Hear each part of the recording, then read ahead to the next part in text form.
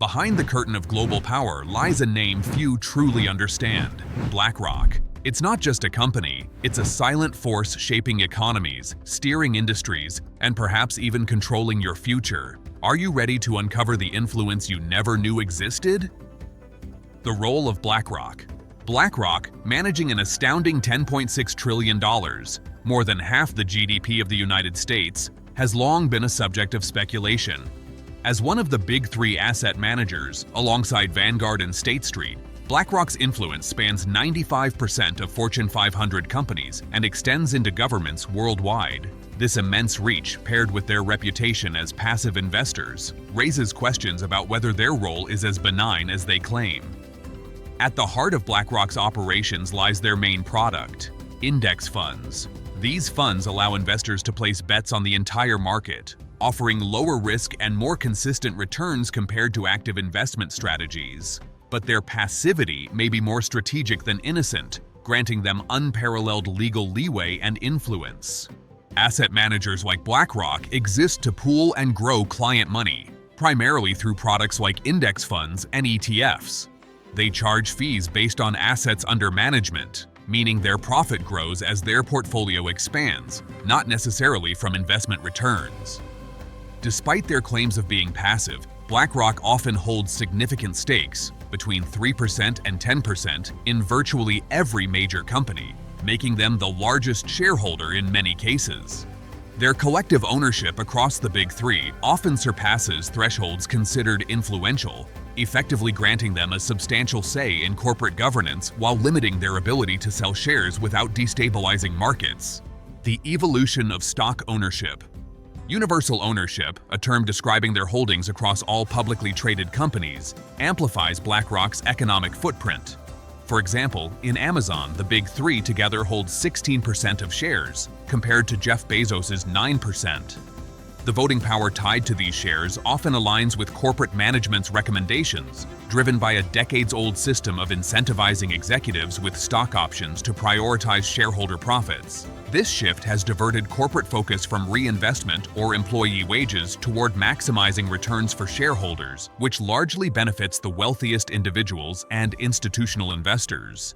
Historically, stock ownership was more democratically distributed, with 94% held by households in 1945. Today, however, the top 10% of Americans control 86% of the stock market, with the top 1% alone owning 60% of the stock market 50%.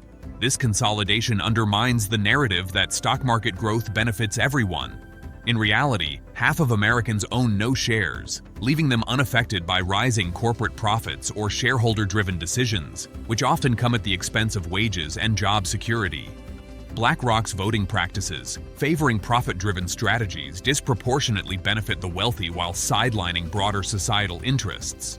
Wielding power while claiming to serve investors. The system perpetuates inequality as companies prioritize shareholder returns over fair employee compensation. Asset managers like BlackRock act as intermediaries, wielding immense influence while claiming to serve institutional investors. Yet the real beneficiaries are concentrated at the top of the economic pyramid.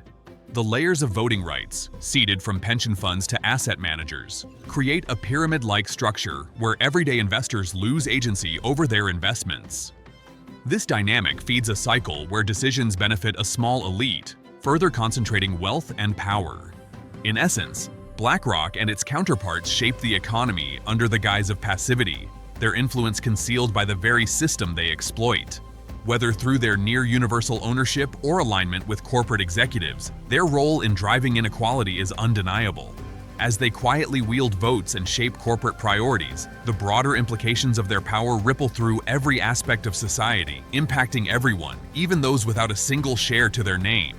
Anti-competitive dynamics and market influence. BlackRock and similar asset managers have an outsized influence on the global economy, exploiting their unique position to prioritize shareholder profits at the expense of workers, consumers, and even small businesses.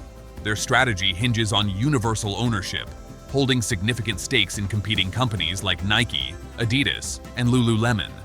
This creates an anti-competitive dynamic where price wars and innovation are discouraged to maintain consistent returns for shareholders. This concentration of ownership allows asset managers to indirectly influence corporate behavior, resulting in wage stagnation, inflated prices, and limited market competition. What makes this power more concerning is the web of influence BlackRock weaves through politics and policymaking. With deep connections to entities like the Federal Reserve, the U.S. Treasury, and the International Monetary Fund, BlackRock leverages a revolving door of former government officials and central bankers. Their lobbying efforts, such as those that helped them sidestep stricter oversight after the 2008 financial crisis, highlight how they use their resources to evade accountability. This interplay between business and politics reinforces their dominance and ensures minimal disruption to their operations. The role of passivity in BlackRock's financial operations. Adding to the complexity is BlackRock's reliance on a regulatory loophole termed passivity, which exempts them from the scrutiny faced by traditional banks. They self-certify their compliance, essentially auditing themselves. This autonomy creates a scenario where they operate with minimal checks while managing trillions of dollars.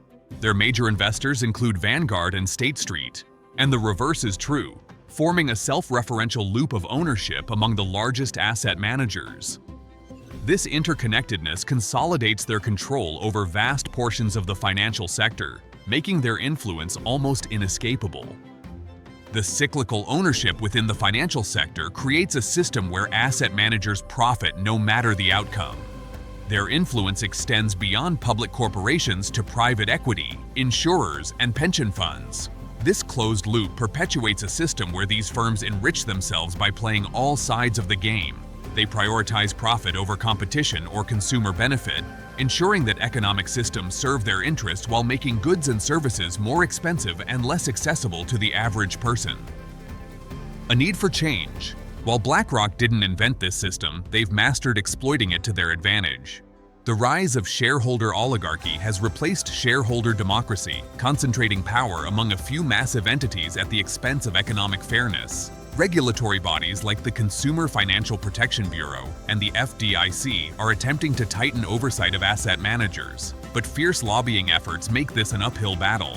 Ultimately, this system underscores the need for a shift toward a more equitable framework, where those who create wealth have a meaningful say in its distribution.